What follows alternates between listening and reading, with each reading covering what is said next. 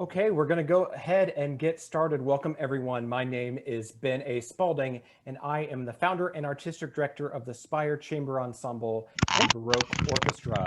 We are so glad that you're here with us this evening. You were just listening to the Kyrie movement of the Duruflé Requiem performed by Spire Great. in Thanks, Samuel. 2017. All right, as we get started, just a couple of housekeeping items before we introduce our special guest artist. If we could just ask everybody to mute and remain muted for the duration of the lecture, that would be greatly appreciated.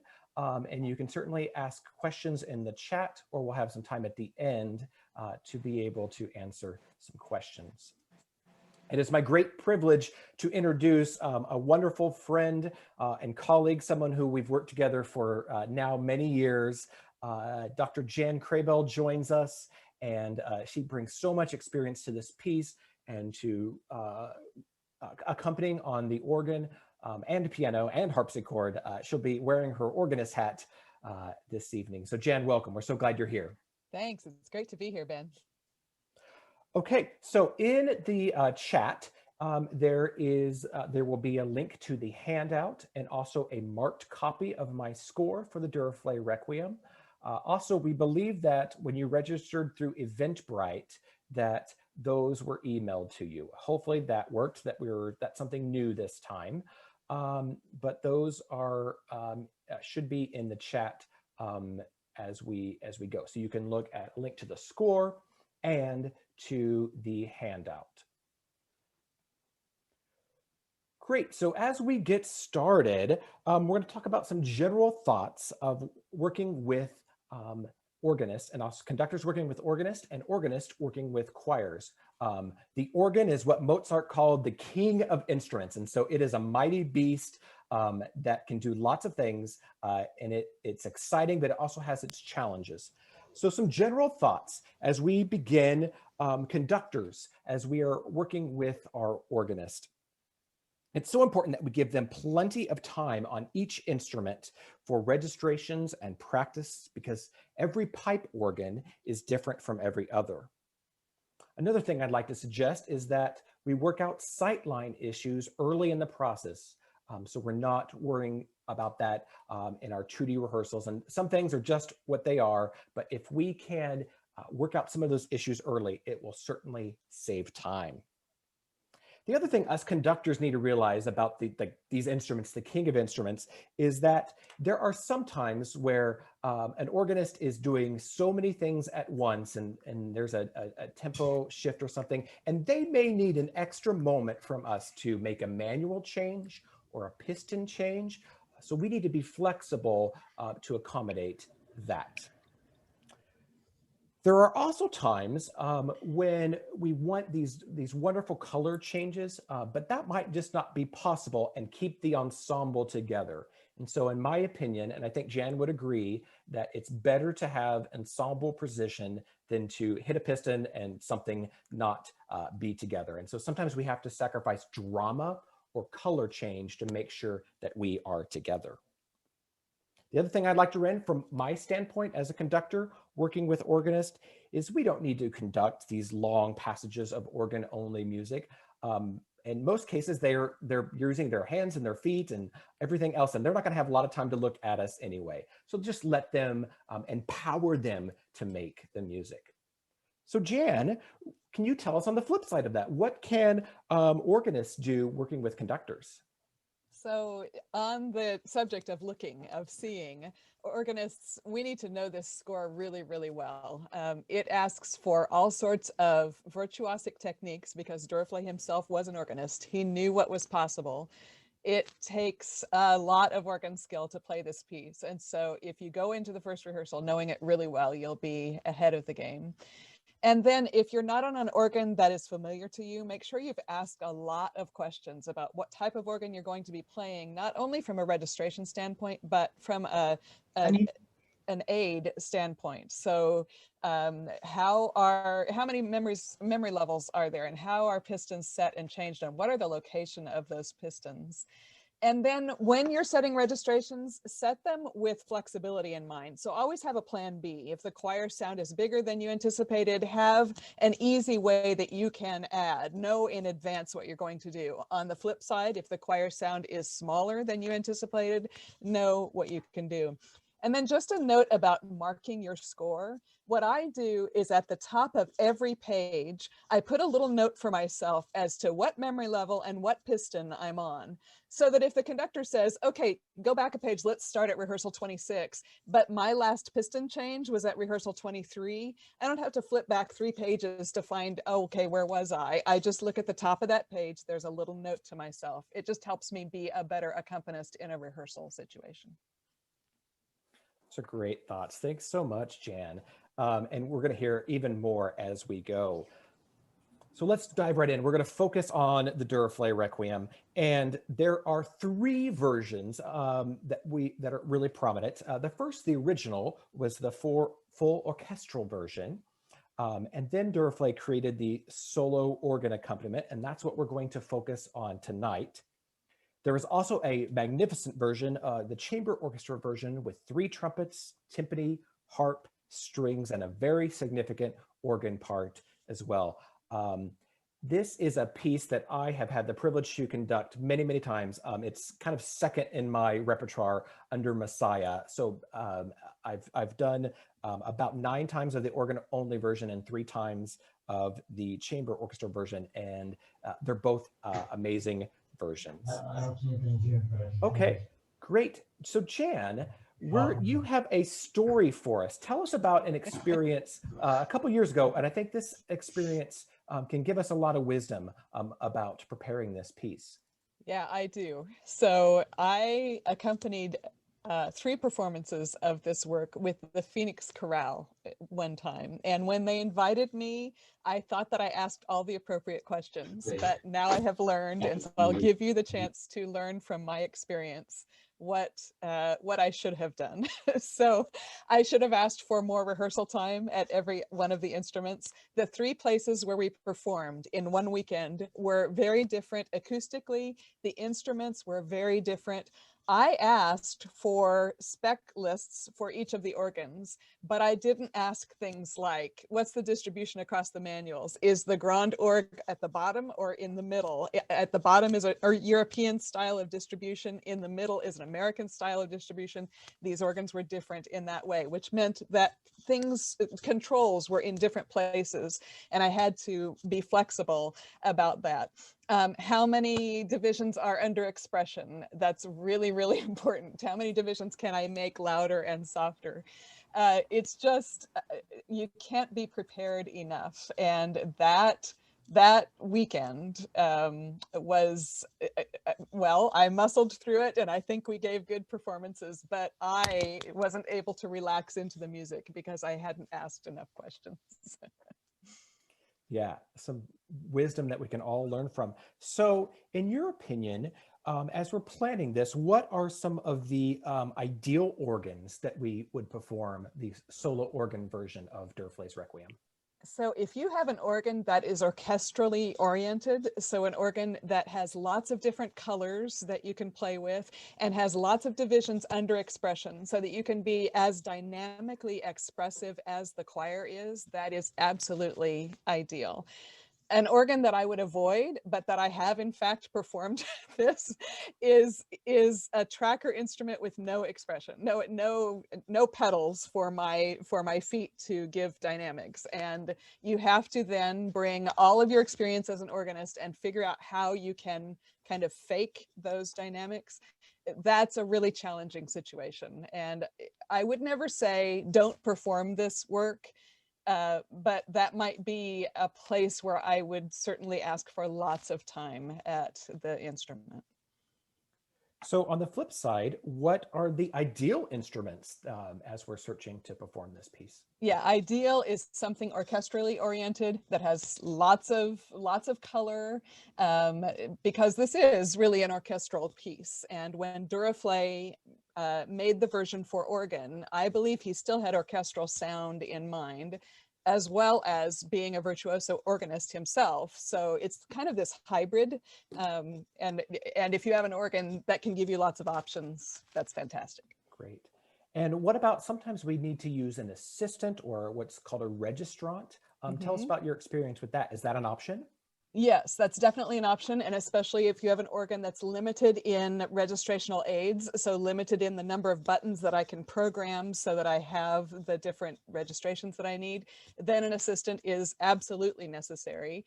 It does have a lot of interesting page turns. I usually try to perform without an assistant just because often the rehearsal time is really compressed, and that's just one more person that you must rehearse with. That person has to be present at every choral rehearsal, I believe.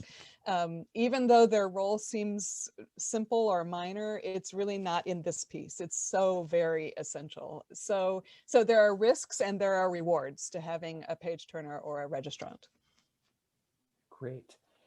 And so another thing to think about is that this piece, because of its complexity, is probably not the most ideal piece to tour with when it's safe. It certainly is possible. I do know of a group that within the last 10 years that did tour with this piece, but the organist needed, it was a 2-week tour, and the organist needed to tour 2 weeks before that and visit every single organ to make sure that they were successful. So it just takes a lot of advanced planning, but we can certainly do movements on our tours. If that is something that might work out, there's certainly ones that are fairly easy to put together registration-wise and ensemble-wise. So that's an option as well. Great. Okay, so a few more general notes, and then we're going to really dive into each movement as we talk about this fantastic piece and very moving piece. So I want to offer a couple suggestions from the conductor standpoint. We have to make sure that we know all the French translations in the score. That goes for organist as well. There are some things that don't come up often, and so we got to make sure that we're really clear with that. As with any other piece, we need to make sure that we are writing in our word-for-word translations of of Latin into English. And I'd like to suggest that I have some conducting colleagues that have mentioned this as well, that no matter how many mass settings you do, it's always really important to have the translation there. And, you know, even after years and years and years, you want to have that immediate response to knowing exactly what the word-for-word translation is. And along those lines, it's important to underline or be able to give indication of the important word stress. And as we'll discover, it falls in some unique places with Duruflé. The marked copy of my score that hopefully you're viewing as well, that is something that you could give to your organist. That is incredibly helpful to them on making ensemble choices, registration choices. It will go a long way to make your rehearsals successful. And one of the great quotes I think about this piece is a general idea is that we're striving to feel the impulse coming out of the beat rather than thrusting into it. And I'm going to sing a couple examples when we get to the first movement to demonstrate that. So Jan, can you talk to us a little bit about some of the things that might be helpful from your end there?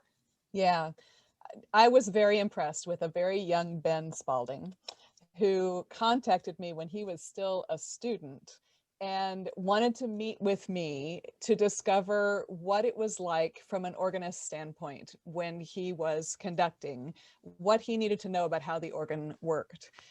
I found that refreshing, and it was the first time that had ever happened to me, that a conductor had ever contacted me in that way. One of the things that Ben and I do whenever we perform anything together is we meet before the first rehearsal to work out certain things, certain registrations, certain transitions, trouble spots. And Ben is very open to me saying to him, okay, here's a trouble spot for me, even though it's not for the choir, this is a trouble spot for me. So could you conduct me through this spot? Just him and I together. We make registration choices. We change each other's minds sometimes. That type of free exchange of information makes us much better in rehearsal and in performance, just because we've had those conversations. So I would highly recommend that conductors meet with your organists, or organists request a meeting with your conductor before the choir rehearsal. Great. And I think most organists would agree that that's something that's helpful to do. And even a few minutes goes a long way in saving rehearsal time. And really another important aspect of this piece is that really the organist in this version is playing a very demanding score, perhaps one of the most demanding in all the repertoire. The virtuosity of it, and also the ability to accompany very difficult music at times, and to make it all sound nuanced and organic and beautiful. So that person, and I really believe, deserves a high fee, a fee that is representative of them playing an orchestral role. And so I give a suggestion there that I think will be helpful. But this person really is doing tremendous work, and they should be compensated fairly for that. All right. Then, oh, go ahead. Yeah. Yeah, well, I was just going to say, on down in this document, you see lots of tips from master organists, colleagues of mine that have given tips for how to approach this. A lot of it is the same as you would approach it with a choir. So you want to make this, as Ben said, make it organic, make the chant flow the way chant should flow. So you have to be familiar enough with it that you're not stuck to a meter, that you're not stuck to a registration or an organ technique. It needs to really blossom and bloom and flow. That means your technique has to be flawless. It has to be legato where it should be legato. And then there are some very interesting spots in the score when he marks staccato, and we'll talk more about what that means.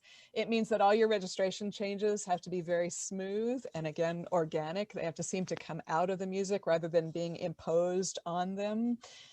You have to be really familiar with the choral parts. There are several spots in the score that I'll mention later on where you just have to, when you're rehearsing, you have to be singing, or at least chanting, those choral parts. And then remember that, of course, organists know this, but we need to be reminded every once in a while that any marking of a registration in an organ score is an approximation based on the organ that composer was familiar with.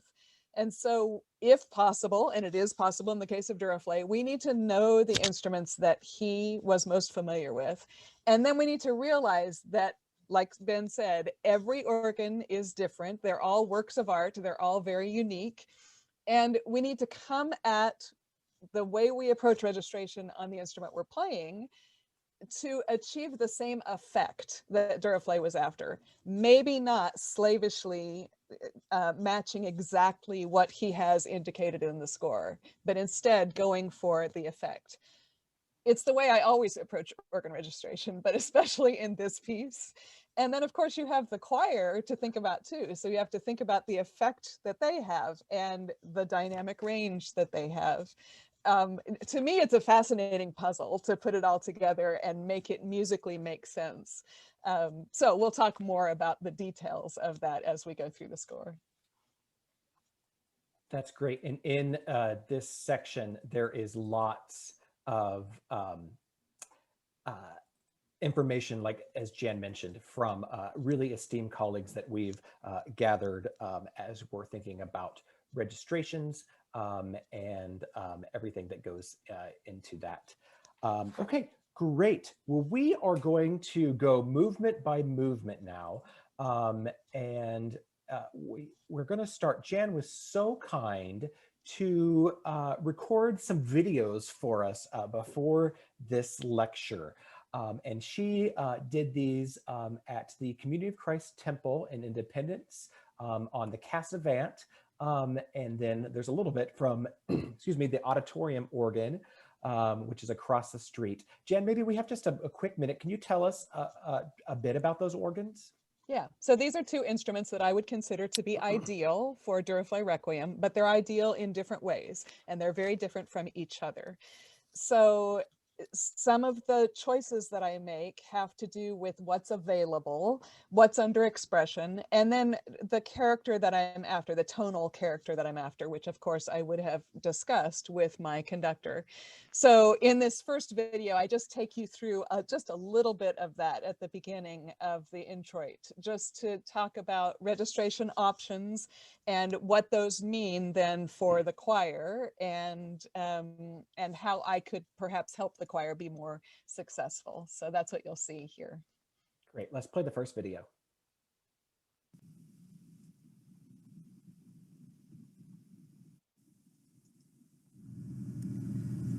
So he calls for foundations, fonds, on the grand orgue and on the récit. Traditionally, that's one manual, the grand orgue, that is not under expression, meaning all of the pipes are exposed and I can't make them softer or louder. And then one division, the récit, that is under expression, meaning the pipes are behind shades that I can close to make them sound softer. But on any organ, there's going to be a limit as to how soft I can get. So let's start with all of the foundations as he calls for. So we'll take all of the foundations on the récit division. And so on this organ, that's an 8-foot principal, an 8-foot flute, an 8-foot string. And on the grand orgue, it means that I have an 8-foot flute and an 8-foot principal. And then he calls for them to be linked together. So I'm going to link the récit to the grand orgue. And then he calls for the pedal to have 16 and 8-foot flutes. So I will choose those on this orgue, 16 and 8. These I know are too big and they're not under expression. And I'll probably put this 16-foot principal on just because of this particular organ.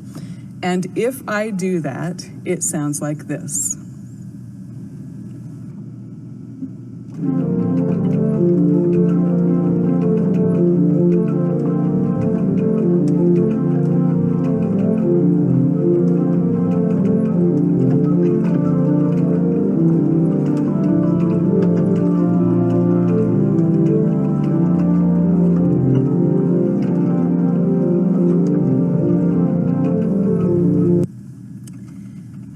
Now, if that is too loud, then I've got options. So I could take off this principal. But let's hear the difference of sound. I don't know if you'll be able to hear the difference here on a cell phone video, but I can hear it in the room. Here's that left-hand chord with the foundations that he calls for.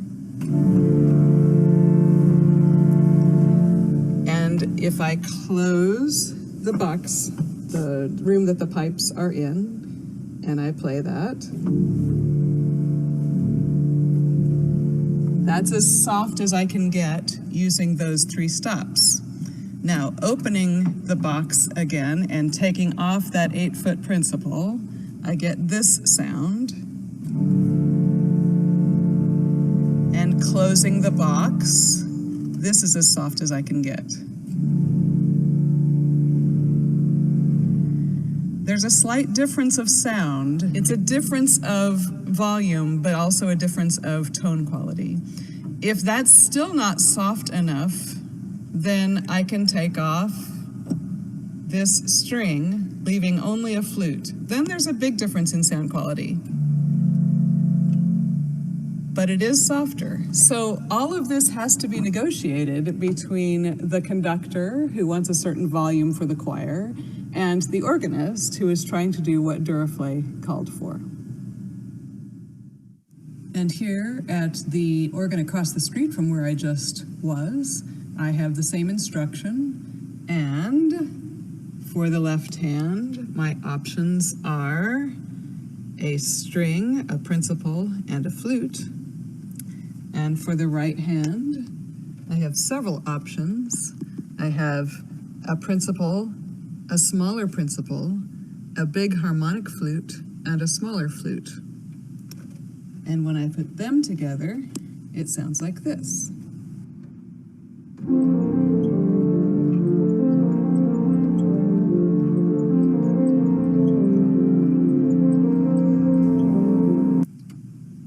And of course, I can subtract from there. So let's say we don't like that big of a left hand. I'd probably take off that principal. I'd do something similar in the right hand, probably taking off this big flute. And perhaps we'd start with this.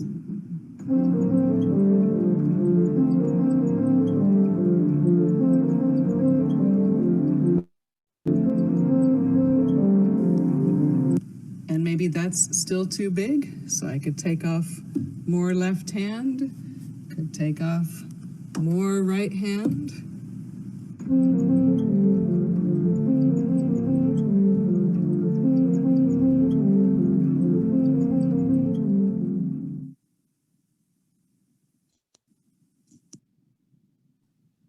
Great, that was wonderful. Jan, thank you so much for doing that. That was really helpful as we are negotiating that. So you could see in that this music is, Duruflé is certainly giving indications, but we have lots of options. And what Jan did for us, if the conductor and the organist can meet and just go through some of those, we can have a starting point for that, and that will certainly save rehearsal time. So that is something to definitely think about. So Jan's going to talk a little bit more on this movement about some registration options, but a couple things for us conductors. Just bear with me 1 second. I need to get this back to our view. Okay. So as we just heard at the very beginning, I would like to suggest that conductors, it's safest to give 2 preps there, really thinking the subdivision of those light 16 notes. Be-da-da-da-dee-da-da-da. So they are just absolute, there's no question of the tempo and everything is free and flowing. So two preps really help there.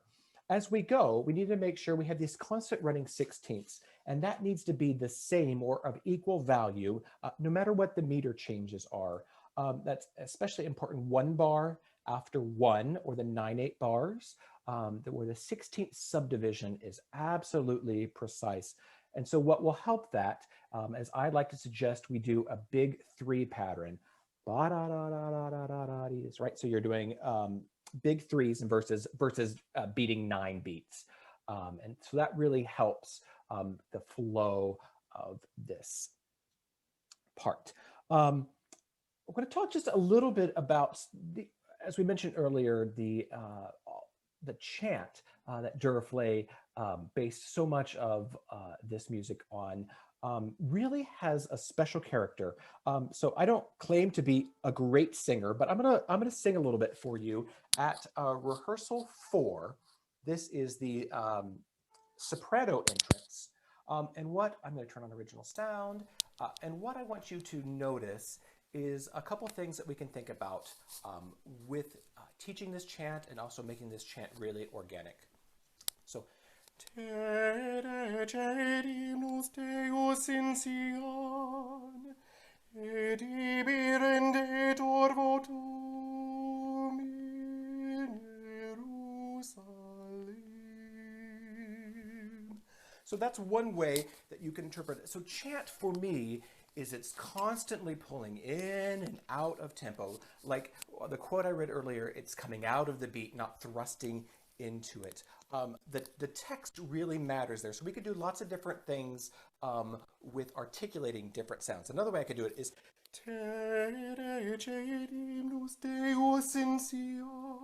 so I can do different things depending on the accentuation I want in the text. Looking then a little bit after that, this is where the altos come in. after 5, and I think there's some interesting things we can do with this chant. So we have Exaudi orationem meam, ad te omnis caro veniet. Now you noticed that the text at the very beginning is Exaudi, or listen to my prayer. But Duruflé puts the accentuation is not on exaudi, exaudi, exaudi orationem meam, and so we have to really learn these chants in their freest forms, and so we're not enticed to put strong syllables in awkward places like that. So some things to think about as we go. So Jan, let's talk some more about some registrations and some of your thoughts on this movement. Sure. If I could just follow up for a moment, though, on what you just said. Organists, we need to be singing too. So we need to be very familiar with those lines so that when we're matching our continuous eighth notes, that we're not being an unintentional metronome, making the chant fit into those eighth notes. We need to be able to flow. And so it's just essential that we sing those lines. Now, I'm not the world's best singer, and I'm not going to sing in this meeting like Ben just did. I have no qualms about I just won't do that. But I do sing in rehearsal, and I think it's just essential. So some registration things, for instance, at rehearsal 4. So we're coming out of a rather big choral texture relative to what happens at 4. And all of a sudden we're going to have the sopranos in this floating chant-like timbre. And it could be that what Duruflé asks for at 4 is just a little bit too much. So one of my colleagues, Eric Plutz, has suggested that we reduce to just flutes 8 and 4 there. Yeah, and maybe just flute 8. I've done that sometimes. And then the bar before rehearsal 5, when the altos are about to enter, you could do a color change there, starting on the 16th notes that are marked there in the score just before 5. And you could choose a different flute, you could choose some strings, you could choose something that just adds a little bit of color without adding volume, because you don't want to overpower the altos there. And then, of course, this movement returns to its original registration later on. So whatever you've decided to do, you have to be able to then seamlessly get it back to that opening registration. And then something for organists and conductors. Remember that starting at 7, the organ has the chant melody. And so organists, we have to sing our chant melody, playing it.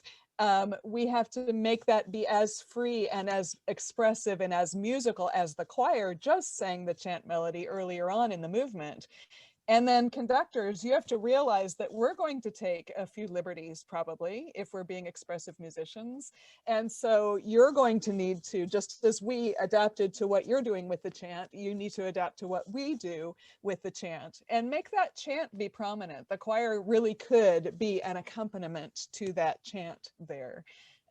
So I love that part of this movement. I think it's just glorious when we kind of exchange roles there. That's great. All right, looking at the Kyrie, which goes seamlessly from the introit. It's really important that us conductors, we give a very clear cue. And this is, even though it looks very easy, I have seen performances of this start with kind of a blurb. Or a hiccup. And so you want your basses to just sneak into that sound. One of the imageries I use is if you've ever been on a walk, maybe in the forest and it's pretty dark, but there's just a few rays of light that are peeking through the trees. Those basses can just sneak in. But they have to sneak in at the right time. And so it's important that we do that. So just don't get too excited and not make it really clear. And Ben, if I can just interject, in the score, there is a difficult page turn right here. So organists, we either have to have this part memorized, or we have to have a separate page, or we have to have an assistant, so that blip, that burp isn't caused by us, because it happens. Great point, yes. And so much of this Kyrie, this amazing counterpoint, it's so important that it's free and it's flowing. It can be easy to want to accents our offbeat entrances because of the way they fall. So just always going for a free flowing sing long cantabile lines in this. So you'll notice a lot of things I did in my mark score to help that. The other thing with that is just we have some cutoff choices that have to be really clear as we go, and so it's the counterpoint is apparent, and we're not bleeding over too much between entrances, and so we have to make some choices there.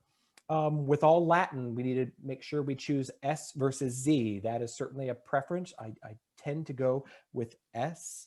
And so be careful of that. Another one that I think not everybody is aware of is a lot of times you'll hear kind of a half k sound. A K is very good for naturally encouraging the velum or the soft palate to lift. I never tell my choirs to lift their soft palate, but there are natural consonants that encourage that. So this, by doing a fully formed K every time, that's just great technique as we go. So Jan, also, when we get to bar 11, we have maybe an interesting choice there that we could do. Right. So we have, it's marked in the right hand on the receipt, which is usually up a manual. We have this chant melody in octaves. And one of my colleagues has suggested that maybe an assistant could play that melody, and that leaves the rest of our hands as the main organist, our two hands, available to continue doubling the choral parts. And that is a choice that you could make. Also here, that is marked for trumpets, but on some organs, the trumpet is just too big. You don't want this to disrupt the beautiful feeling that the choir has set up. And so perhaps here you would want to use an oboe and maybe sparkle it up a little bit with a mutation. That could be a choice that you would need to make just because the trumpet would be too loud in the context of the choral lines. So it's just something to think about, both of those options. Either way, you have to be expressive. And so you're doing all this stuff with your hands and your feet, and that Kyrie has to, or that trumpet line has to act as if it's being played by real trumpeters. So it has to have an arc, it has to have a shape dynamically. It's not easy, even though it looks easy. Exactly. And then we have this fascinating moment. This is at the last bar of the top of page 11 we're looking at the score, where we have a what could be considered a misprint between the organ pedal and the bass. And so the organ pedal is doubling the bass up until this point. And you see that the basses have a C and the organ an A. So we can certainly make a choice there. Do we ask the basses to sing an A?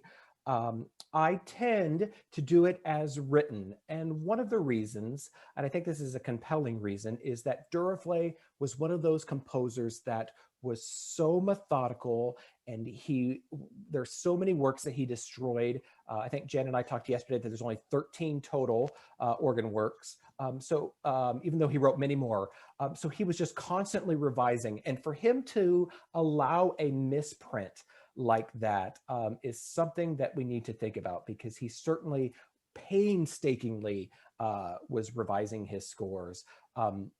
So I think it's possibly a choice Duruflé made. I don't know exactly what that is, but we do have to make a choice there as well. We have some other things to think about on the top of page 5 in your handout.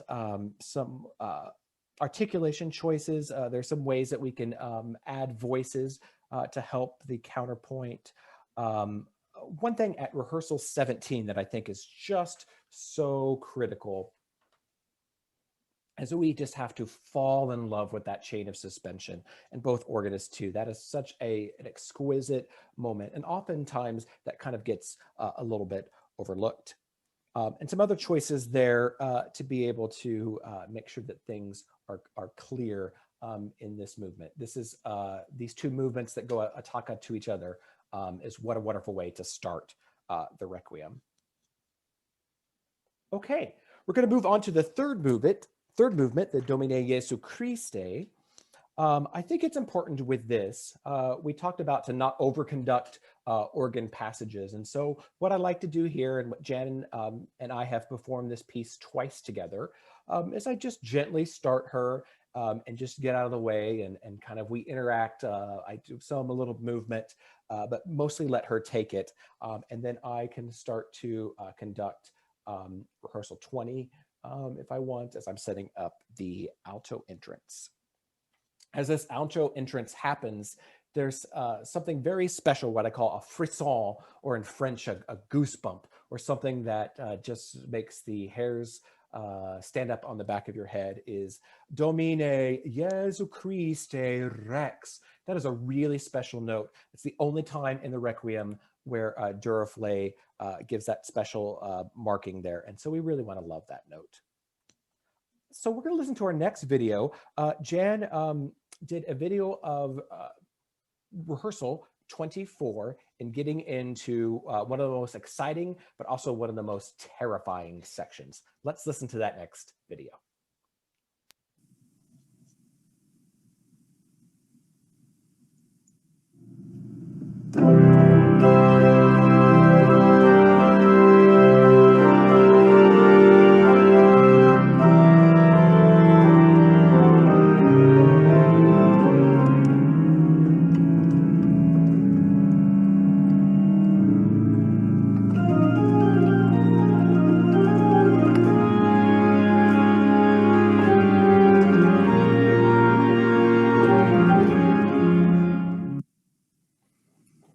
Great. That is just an explosive moment. And so, Jan, let's talk a little bit about just kind of registration and some technique, maybe for those first couple bars, and then we'll talk about the really exciting animato section. Yes, so I love that section at 24 when the choir is singing Libera, and we get to set it up with that glorious C major chord with the lowest pedal of the organ, and it just builds this beautiful foundation for the choir.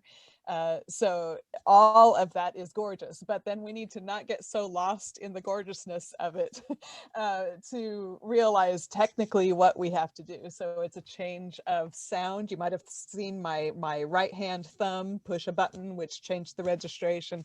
And then my hands have to go up to the receipt division, and I need to follow the conductor on that rallentando. And then at 26, we have this huge animato, which also has a registration change, and all of those 16th notes, which are staccato. It makes it all very complicated, but quite exciting when it works. Yes, and so we get into rehearsal 26, which what Jan just said, one of the most exciting moments. But we need to have all our wits about us here. This has gone very, very well for me most of the time, but a few times, if the stars don't all align, it can be a pretty scary moment. There's a couple things that we can do to help that, is that we need to be so clear in our tempo as conductors at 26. There could be a tendency of the choir when they enter to want to enter with the organ. You'll see just 3 bars after 26, we have some very active organ notes. And I certainly have had performances where choirs will want to enter early there. Or that they'll want to make their 8th notes fall into the triplet figure that has always been established. So it's really important we have one libera, right? The really short 8s to keep that together. So just a wonderful section, but full of possibilities that can go wrong. Jan, do you have other things you wanted to add there? Well, we need to use a bright sound there, probably a mixture right at 26 so that staccato line comes out. And then you've just got to have it memorized. You've just got to have that right hand memorized until the choir comes in. Then when the choir comes in, you have to make sure that you're independent of whatever the conductor does. So some conductors conduct in a pattern. Some conductors conduct like this. So you have to know where in this, or even in the pattern, the big beat's going to be. It's probably going to be on 3 of the 3rd bar after 26, because that's what the choir needs. But your stress is on beat 2. So you just have to know that. Where does your stress fall in with the rest of the ensemble, and what does the conducting look like there, so that you don't miss that? Because if you miss it, that sets up the whole rest of the section, and it's really hard to correct yourself trying to listen to the choir. So it's much better if you can hit it right off the bat. And normally we do, but as Ben said, sometimes there are those those times when you wish that you could have a do-over. Exactly. So just real quick, I want to give my suggestion on what Jan just said, being really clear. So what we could do, if I'm going to conduct just the beginning of this is right at 26. So I'm going to have a really clear 3, 1, 2, 3, 1, 2, 3, 4, 1, 2, 3. So I'm going to give a really clear big 3 to get the choir in. And then I'm going to really conduct the active beats. I'm going to talk a little bit more about this later, but this is something that I learned from Simon Rattle, and he calls it his spectrum, the spectrum of how engaged we are in our beat patterns of conductors. When do we come in and affect the music? And so there's one side of the spectrum that we're constantly doing lots to impact the music. And then the other end of the spectrum is where we're doing little and we're really trusting our musicians. And so with somebody like Jan and of that caliber that really needs to be playing this piece, I am going to give her the most important information. And so I don't need to be beating just relentlessly. I need to give her the things that are going to make her the most successful. Jan, do you have any other registration things or other organ things you want to talk about in this movement? Yeah, one of the things that Tom Trenny suggests here is that singers should practice on a monotone chord so that they are secure in their rhythm. Organists, we should too. So when we're playing this, or when we're just looking at it, we need to be saying, at least saying, maybe singing the choral parts, so that we know where they fit in what we're doing. And then as we're going on, when we get to rehearsal 30, actually right before rehearsal 30, we have this lovely thing, actually right after rehearsal 30. It's the 3rd bar of rehearsal 30. One of my colleagues, Eric Plutz, suggests that maybe want to add a solo trumpet there. I don't usually do that on the organs that I play it on, but rhythmically, I try to make this as exciting as I can, because this is the spot where we get to break from those triplets. The choir has been singing eighths, and if they fit those in really well, it's very exciting. And then here we can go da da da da da da, and make this glorious, fascinating moment. And then it happens again right before 31. Same thing. Eric says you could consider adding a solo trumpet there. What I do is try to make it rhythmically exciting. Either way, it's just the drama that we're after. So that's the thing to do. Also at rehearsal 31, you might notice that right before rehearsal 31, the pedals are playing in octaves. Eric suggests that maybe we should continue that by adding a 32 foot to the pedal at rehearsal 31. And I have done that before too. Again, it's for the drama and for the pyramid of sound that we've built there. And then one last thing, there are certain places, for instance, 32, where you might not need or want to conduct, because at 32, if I'm reading all of that, I've made a registration change right at 32, then my left hand has to go down to a different manual, and then 2 measures later, another registration change, and then 33, I've got another registration change. If you're conducting that, it's a really nice to have, but I'm probably not looking at you.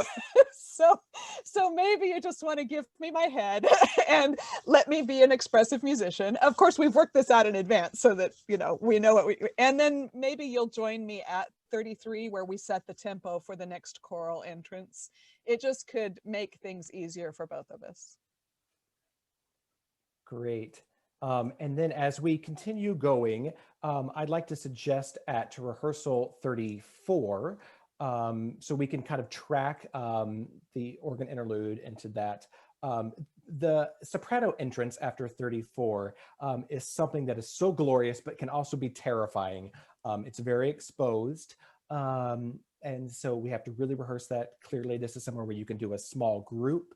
And if need be, we also need to make a choice here on pronouncing it Michael or Michael. So typically in Latin, we would not have an H sound, but we're borrowing this from Greek.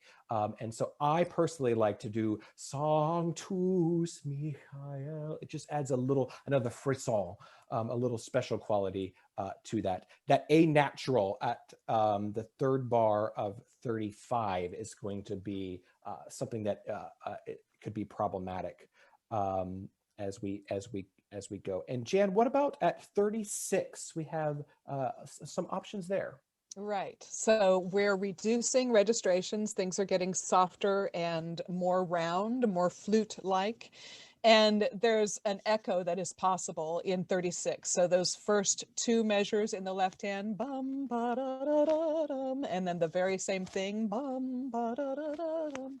So we could do a registration change there just to give a little echo effect. Great. And then we have into this such tremendous word painting. Duruflé once, I gave his quote after several years of publishing this piece that he preferred that this all be sung by the tutti gentlemen, tenors and basses. But it is your choice to do a baritone solo. It's very important, though, that we tell our organist what that choice is beforehand so he or she can set registrations. And then it slowly cascades down. We have another baritone solo, and then the treble voices finish out. Such a dramatic and powerful movement. It's really important that this is the time that we take some time because the organist needs a moment just to gather their thoughts. They have one of the hardest things coming up in the Sanctus. So I have a big weight in my score after this movement, getting into the Sanctus.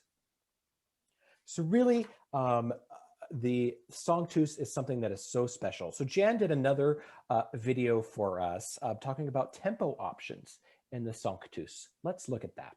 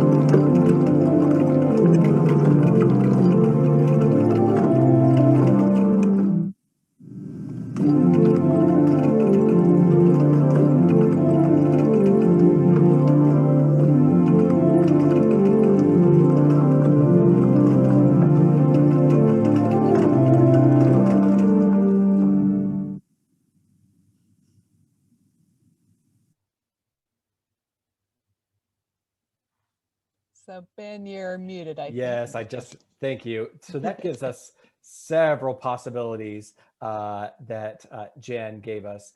So just one thing, I think it's really helpful for when you establish the tempo that really works for the room and the organist is that us conductors can give 2 full preps, really thinking the 16th note subdivision. So Jan, tell us a little bit more about the video and some things that will help us really be successful with this very difficult movement for organist. So it was interesting, Ben, when you said, could you make a video of a disaster? And it brought like PTSD back of conductors, because, you know, of course, nerves happen, and sometimes tempo change happens because of nerves. And there have been times when this movement has been taken way faster than I would have been comfortable with. And then as an organist, again, I'm after effect. And so that left hand, some of the accuracy goes away because I'm trying to support the choir. So one of the things that that is important in what's listed here, I think, is the advice from Diane Belcher, who says it's got to be a leggero touch, especially that left hand. It just has to flow. And again, if you're on a mechanical instrument, you've got to make all sorts of reminders to yourself to keep it light and play from the tops of the keys, because if you start digging for things, then it's a disaster. Conductors, it is possible to make some nuance in the line, but remember, the organist then has to reinforce that with 16th notes down below, and so it would be essential then to talk about the nuance, maybe conduct it through a couple times just with you and the organist to make sure that we're all on the same page. This is a very challenging movement, and a lot of times it gets short shrift in rehearsals because it's not as challenging for the choir, but just remember, for the organist, we're working pretty hard here. Exactly. And so we have some other ideas. There's some doublings and different things that you can do. Sometimes adding some of the gentlemen to this sound and falsetto can certainly help. So Jan, there's also, as this piece develops, some registration choices that we need to make before getting into some of the big moments. Talk to us a little bit about those. Right, so at rehearsal 46, so we're on page 36 of the score, rehearsal 46 is starting a building of drama. But you don't want to get really big on the organ quite yet. What he calls for is an 8-foot flute, a 4-foot flute, and a 2-foot octave. A lot of times that 2-foot octave is too big on a lot of organs, so you might leave the 2-foot out completely. I had a conductor once, though, asked me to add a 1-foot stop there, which I had never considered before. And it actually worked very well. It was a good clarity of the line down there in the tenor range, and it really made it sparkle down there. And then I also like, I don't remember whose suggestion this was, I think it was Tom Trenny's, to do a pedal line that's not quarter notes, but is 8th notes. So you get a little bit more pulse. So you do F, F, D, D, G, G in octaves, alternating octaves. I think that's a really good idea, whosever idea that was. It wasn't mine. And so we're going to listen to a little bit of the really, some of the best music ever written into these big sections. But tell us, these big sections, how do you play them though? You're using something a little different. Yeah, it's got to be played really rhythmically, because that's part of the drama. And so when you get to rehearsal 49 through 52, it's just got to be so much rhythm going on. And if you listen to the orchestral version, it's written in there. You can feel that pulse, and the shifts of pulse happen. So when the choir has finished all their hosannas and they've gotten to that wonderful moment of crescendo and just exaltation, that it gets there with the drama of the rhythm that you've added. Duruflé comes from the French organ school, where a lot of times he would write a legato pedal line and accented, not just short chords in the manuals, and that's what he's after, is this kind of rhythm underneath the legato of the choral line. So let's take a very quick listen to Spire performing this great section. This is from our 2016 performance with Jan on the organ. And we're going to start, the clip is just for a few seconds, starting around 48.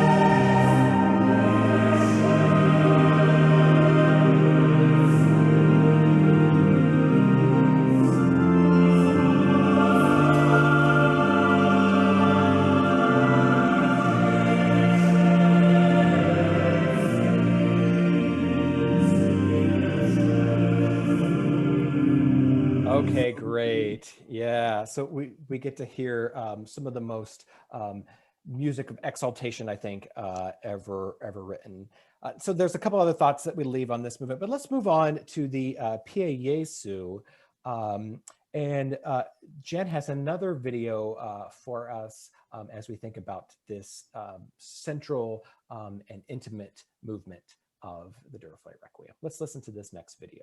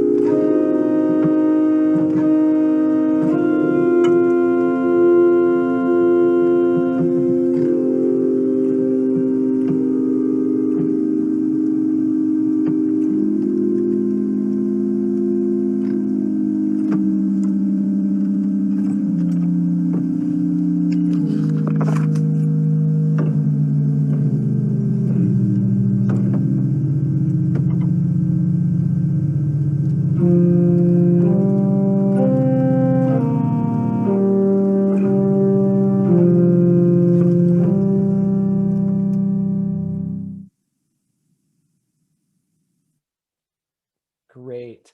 So as we're doing this movement, we have some choices with doing a mezzo soloist, or you can do tutti, soprano, and alto. Duruflé also on tour, when he toured with his wife in the United States, also used children's choir from time to time. So we can also use cello for this beautiful line, or Jan's feet. So tell us, Jan, in that video, you were doing lots. Tell us about some things with your experience in this movement that can often be under-rehearsed. Yeah. So it's understandable that this movement is under-rehearsed, especially if it's a soprano soloist. So often in a choral rehearsal, we'll skip right over this movement. And then a lot of times it's the end of rehearsal and now the soprano soloist is waiting around, but now it's very late and that soloist is tired and so is the organist and so is the conductor. And so we just say, oh, let's just do spots. Okay, all of that is fine, except that I have nightmares over this movement because it's so exposed. The soprano is exposed, but so is the organist. For instance, that cello line, you have to make a legato line with your feet. And at the end of that cello line, it's at the very top of the organ keyboard, and that's just difficult to do. And then in a lot of situations, the organ console is not located anywhere near where the soprano soloist is. And if you as a conductor choose not to conduct, which normally you wouldn't on a solo movement, would you? But if I, as an organist, can't see the soloist and I can't hear her intake of breath, her consonants, and I can't hear her quality of tone, so I don't know in performance that she's running short of breath when she didn't in rehearsal, but she's got nerves now, and I don't know to compensate with a slight increase of tempo at the ends of phrases. I don't know any of that because I'm robbed of all the visual and auditory cues that I would have that would tell me that. So I would say in those situations, and I've been in many of them, if you can conduct us just a little bit, you don't have to appear to conduct, but if you can just give us down at your waist level, just a movement of a finger, or even for me as an organist, if you can do this, it tells me to move the tempo ahead just a little bit. You can hear and see those things in the soprano soloist that I can't. So it can help me a lot to be a sensitive accompanist if you're giving me a little bit of visual cue. Great. And I reached out to three amazing mezzo soloists, and they give some tremendous thoughts on that you can read on your own on singing this piece. So I encourage you as singers to look at that as conductors when we're coaching this piece. Let's move on to the Agnus Dei movement. And Jan has another video for us. Again, another movement that is often under rehearsed, but it has some challenges as well. Let's look at this video.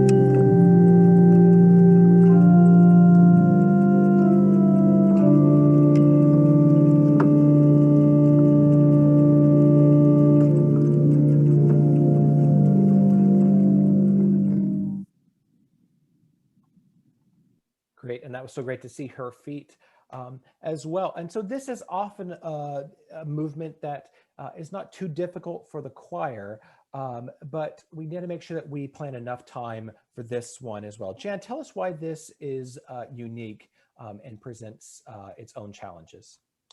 So just as an example, let's just look at the first measure. If I was playing that on the piano, it wouldn't be a big deal. But on the organ, you are in control of not only the attack, but also the release of every note. So now if you look at this as separate lines, so you have a G in your left hand that has to be held down. You can't, there's no pedal to help you do that. So you're holding that down. And then that later goes into a different melody in measure 2. Then you have a tenor E, F, E, D that has to be legato. And then you have the top of the tenor G, A, G, F that has to be legato in its own way, and a C on the top. Okay, and then later on, it just gets more complicated. You get double pedal. You have times when Duruflé says, okay, hold this note up here, but thumb down. Or I don't know if you caught it on the video. There was a point when I was playing something with the 5th finger of my right hand and then playing accompaniment on a manual up while that 5th finger is holding something down on the manual down. It's just complex. Duruflé knew what he was doing. He wanted these effects, but it takes a lot of practice to do it. We'll see similar things in the very last movement where it's even more complex. So I won't say any more, but wow. Yeah, so just make sure that we give some possibilities of different things you can do in this movement, but just make sure that we give it the time that it needs to sound, again, flowing and organic and nuanced and beautiful. Don't skip over that just because the choral writing is more easy than some of the other spots. The next movement, Lux Eterna, just a couple thoughts on this. Again, I don't need to conduct Jan a lot through this. I can just start her with the chant line there as we go, and then the choir enters at 75. But Jan, also we want to try to honor as much as possible Duruflé's indication where this is unaccompanied. But I know at least 2 times where, depending on where the organ was positioned, the choir, it was very hard to hear. And so we had the organ help us out ever so slightly that hopefully nobody else knew in the audience. Talk a little bit about that and what our options are. Yeah, I've done that when tuning is a problem with the choir. And so I am trying to help the choir stay on pitch so that when the organ comes in the next section, it's not obvious that the choir has sagged in pitch. When I'm doing that, I don't double everything. So first I'm going to pick a stop that is very near the choir, and hopefully that means it's kind of buried by the choir's bodies so that they hear it, but the audience does not. And then I'm going to concentrate on the bass line first. I'm always going to double the bass line. Then I'm going to double another line that helps. And that just takes some experimentation, but it's often not the soprano line. It's something that's in the middle that just helps them to hear the pitch so that they don't sag. And like I said, it just takes lots of experimentation. But normally, I do have to say, normally it's not a flute. Choirs hear flutes as being below pitch. Whether they are or not, they hear them as being below pitch. So if you can find a principle that's small, that is not very present, but it can help choirs better than a flute can. And then Jan, also, can you talk to us as we go through this movement? At rehearsal, we have these chorale tunes at like 76 and 78. Again, we are the accompaniment material. Talk to us about playing those musically and some registration options. Yeah, so he calls for a solicinal 8 and a Bourdon 16, and that 16 gives this kind of choral effect, this very somber choir effect. So that's what he asks for. What you want is a stop that is nice and clear in that range, and you want something that that can, it needs to be present, but the choir needs, it can't be so present that it's jarring. So again, it's experimentation. I find that a good clean principle a lot of times will do a lot of good. And that Bourdon needs to be an echo. It needs to be just a lot less present than the 8-foot is. Definitely. And one important thing I forgot to mention is 77. Jan and I talked about this yesterday. So after that choir entrance, it's really important to acknowledge the organist after that, because that all has to line up and be very seamless. And so make sure that that's a part of what we're conducting. Also, just a little bit of an artistic choice. We have these Luft pauses or breaks between some of the sections. I like to make those breaks longer as we go to create this atmospheric and this eternal quality, just that they become longer and longer as we go. All right, to the Liberame, another fantastic movement with lots of color changes. Jan did another video for us here. Let's take a listen to the beginning of this.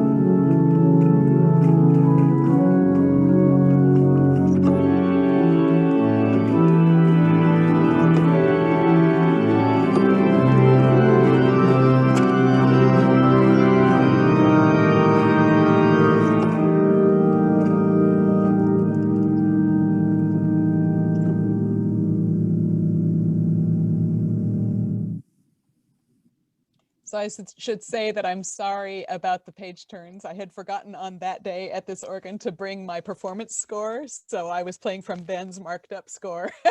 Normally I would not do page turns like that in performance.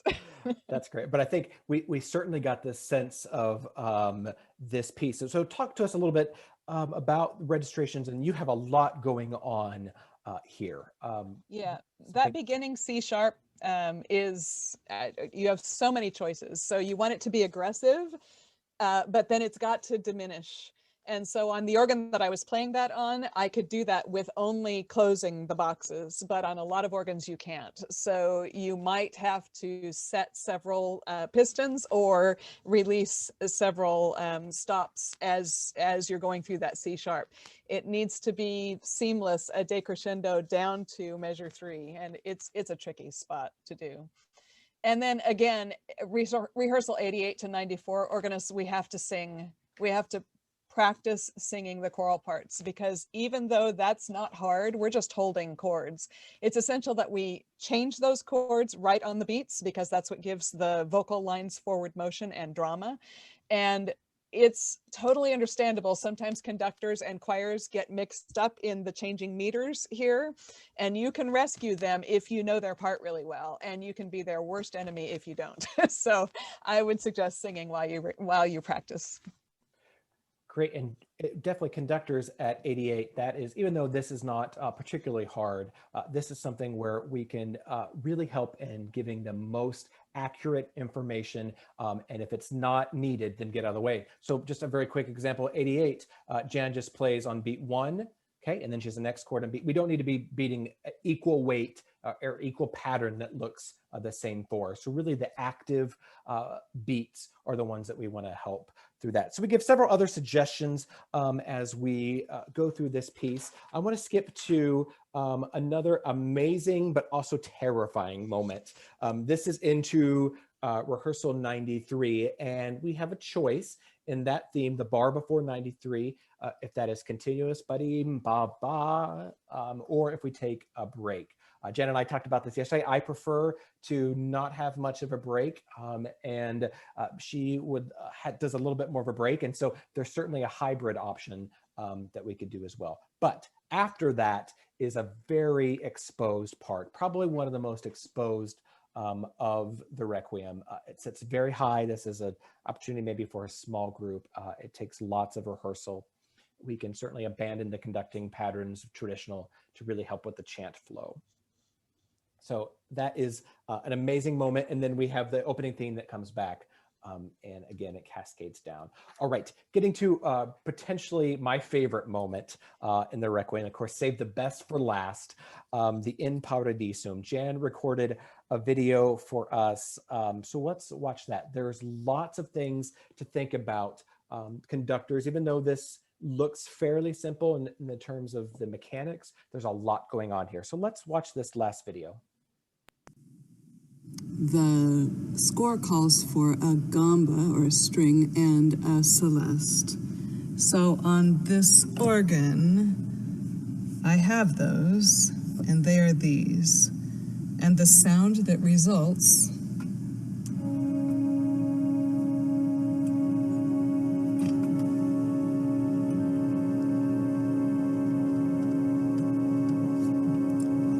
that is as soft as I can get. I can get this loud.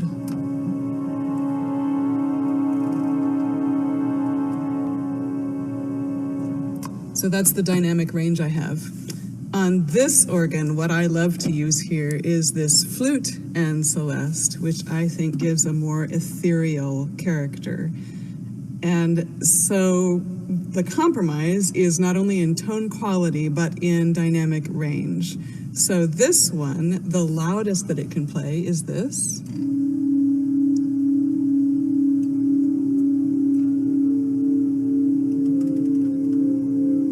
And it can get this soft.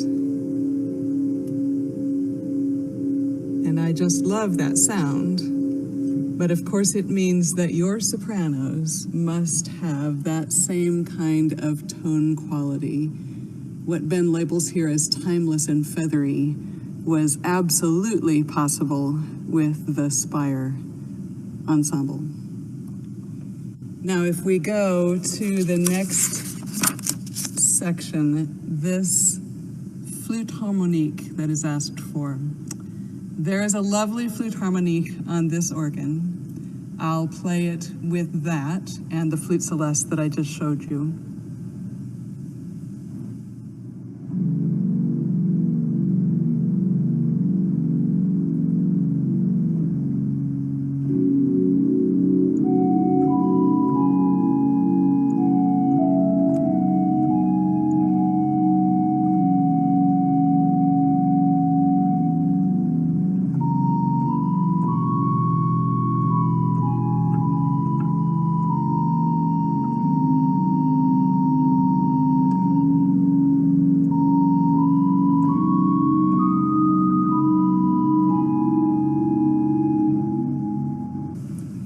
problem with that choice of flute harmonique is that it is not under expression in this organ, meaning that it can't get any louder or any softer. I don't have any way to control its volume. It is what it is.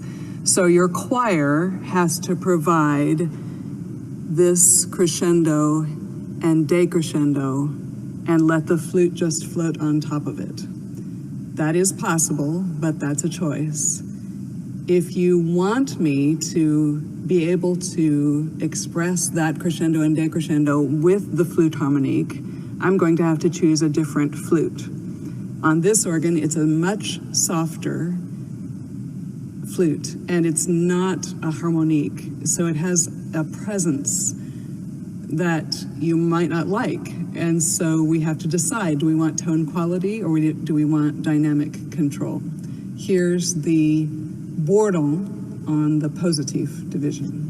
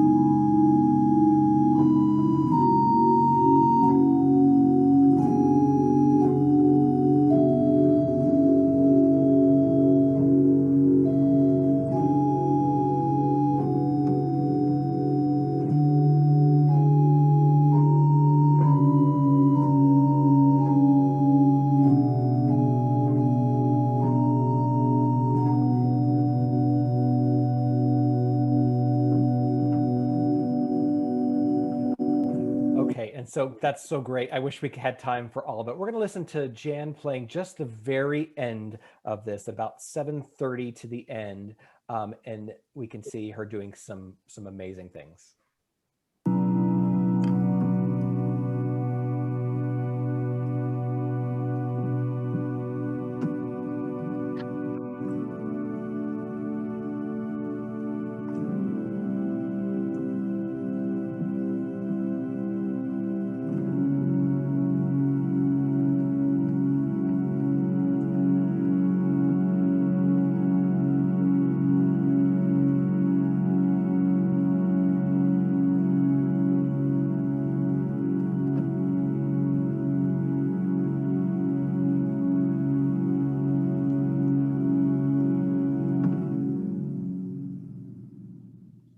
Beautiful.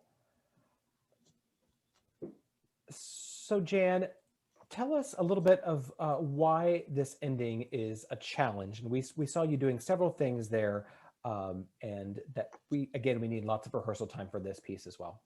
Right. So part of it is that he's having me play on 2 manuals, but I'm playing almost all sharps. And so it's skinny keys, and it's easy to slip off of those sharps when you're trying to play one note with your thumb and others with your pinky. And then that double pedal at the very end, and a lot of times that G sharp that enters on the second beat of that final chord, conductors will ask me to bring out the G sharp. You can't do that on the organ. On the piano, I could push it harder and it would be louder, but on the organ, all I can do is add it.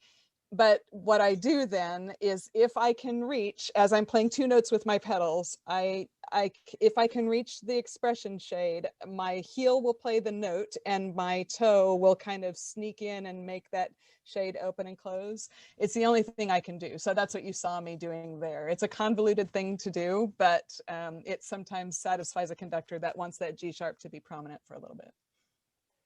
Great. Jan, is there any other things you want to important to mention about this movement before? Well, one of the things that I think Eric Plutz mentions is you can fake a decrescendo that a choir can achieve by doing a reverse glissando. So if you release the top note of the chord and then down to the pedal, if the pedal is the last thing people hear, they hear that as getting softer. So it's just a little organ technique that can help with an organ that can't quite get soft enough in that moment. Great. And we put several other things in this document that I hopefully will be helpful to you, whether this is your first time or you've done it many times. I think this movement just is so special and it deserves such great attention. Well, we have just a few minutes. In these lectures, we always want to make sure that we try to answer any questions that we can from the group. And so feel free to put that in the chat, or you can unmute. And we will do our best to spend a few moments at the end of our evening answering your questions.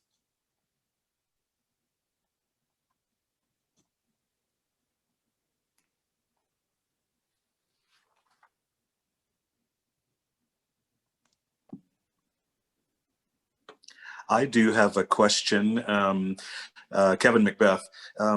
Just wondering about the three different versions, and how different do you find? Well, obviously the full orchestra version doesn't have organ, but between the chamber version and the organ only version, a lot of differences in those two scores. Can you speak to that a little bit? Yeah, in some ways it's easier because like that trumpet chant line is played by actual trumpets, but in some ways it's harder because then you have more to balance with. So the rehearsals often take longer because you can't really anticipate what the balance of choir and instrumentalists is going to be. The organ part is not as technically difficult in the chamber version, especially with something like Pie Jesu. When you actually have a cello to play that beautiful line, you don't have to play that with your feet. That's helpful. I've also done versions where we've done organ plus solo cello, and that's it. So, or organ, solo cello, and a trumpet. So you can do kind of hybrids of the chamber version if you want to. Of course, that takes lots of preparation on the conductor's part, but it is possible.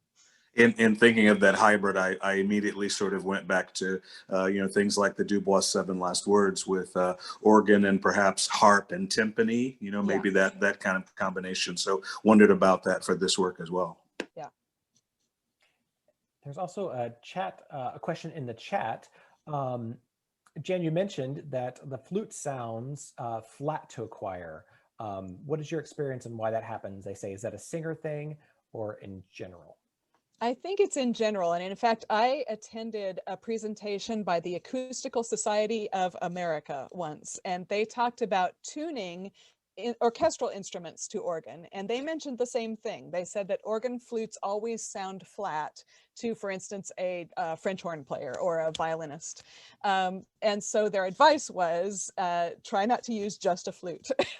I don't know if it has to do with character of sound. I know that they are not flat, but it could be character of sound, and it could also be the cutoff. Sometimes organ flutes, when you release them, they kind of tend toward the lower end of the pitch.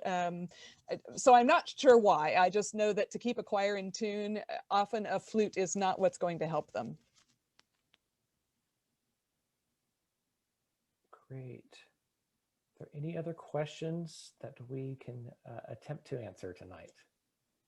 I do have one more for Jan if anybody else doesn't want to jump in.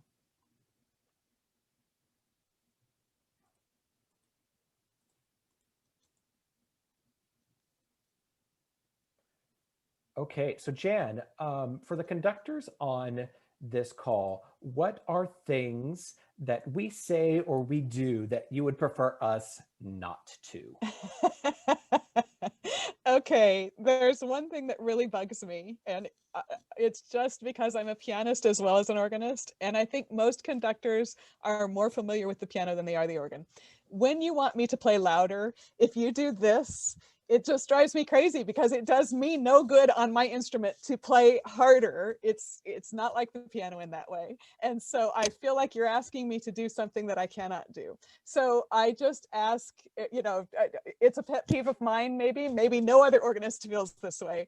But if there's another gesture you can give me, that for me would keep me from being distracted by my pet peeve.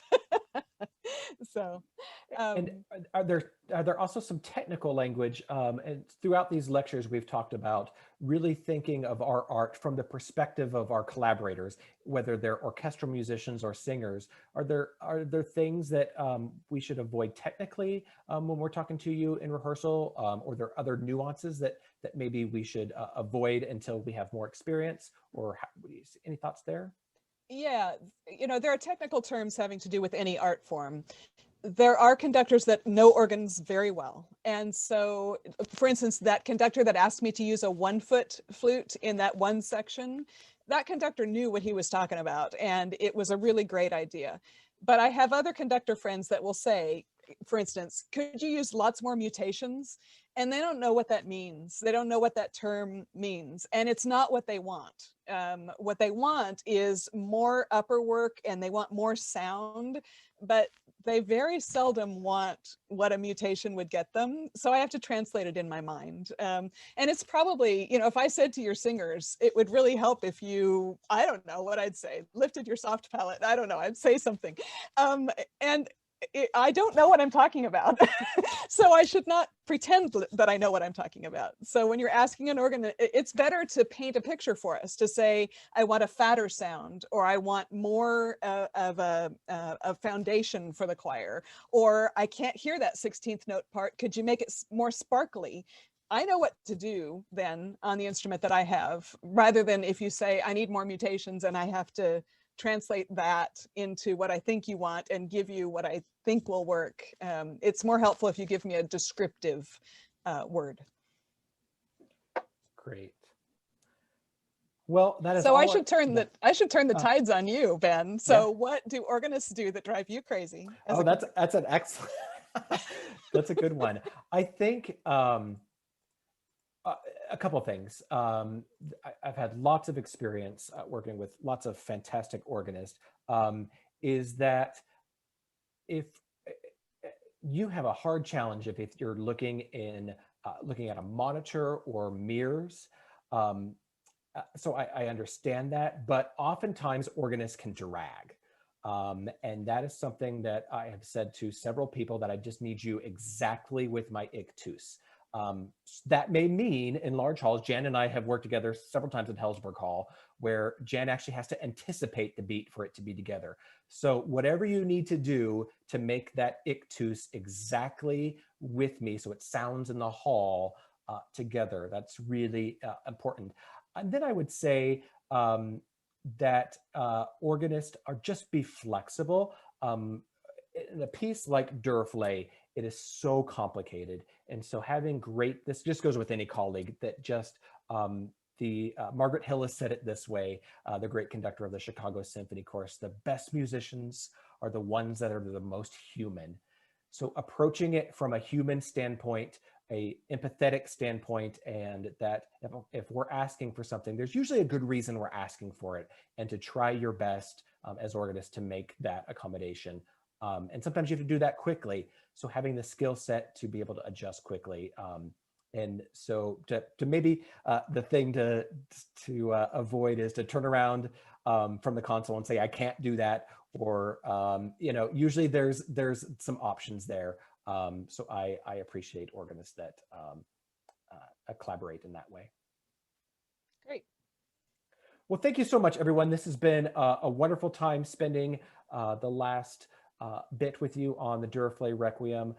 It's such a magnificent piece. And I just want to close with this last little bit from Madame Duruflé. And she very rarely talked about her husband, but we know at the end of her life, she did share that this composing this piece brought him to tears. It was such a spiritual, it was such an emotional experience for him. And I think that's so evident in this music. And so I can't wait for the day when it is safe to bring this music back to churches and to the concert hall. So thank you for being with us this evening. We really appreciate it, and have a safe time until we see you for our next lecture. Thanks so much. Thank you all.